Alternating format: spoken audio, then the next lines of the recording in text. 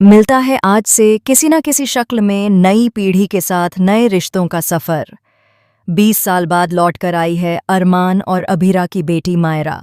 हुई है मायरा की पोदार हाउस में एंट्री। यह रिश्ता क्या कहलाता है कि कहानी में आने वाला है जल्द ही लीप और आपको देखने को मिलेगी मायरा की नई शुरुआत।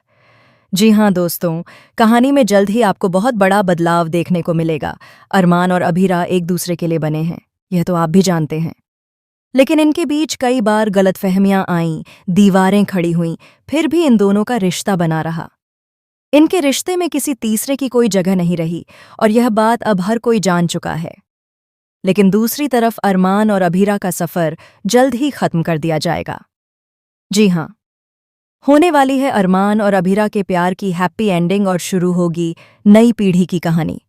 दरअसल मेकर्स प्लान कर रहे हैं कि वे जल्द ही यह रिश्ता में जनरेशन लीप लेकर आएंगे, यानी एक नई कहानी की शुरुआत होगी जहां मायरा बड़ी होती हुई नजर आएगी।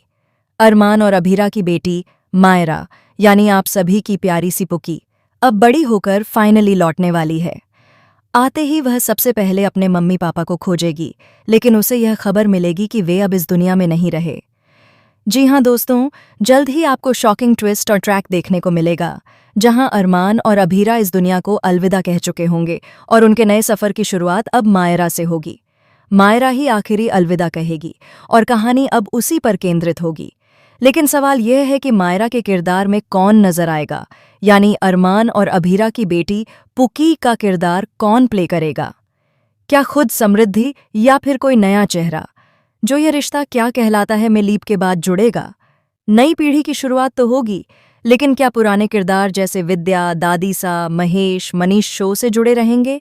ऐसे कई चेहरे भी आपको नई पीढ़ी में देखने को मिलेंगे। देखना दिलचस्प होगा कि आखिरकार यह नई कहानी कितनी एंटरटेनिंग और मज़ेदार साबित होती है। फिलहाल दोस्तों, हमें कमेंट करके बताइए कि क्या आप चाहते हैं कि अरमान और अभीरा भी लीप के बाद शो से जुड़े रहें और उनकी बेटी की कहानी दिखाई जाए। ऐसी ही टीवी की लेटेस्ट अपडेट के लिए चैनल को सब्सक्राइब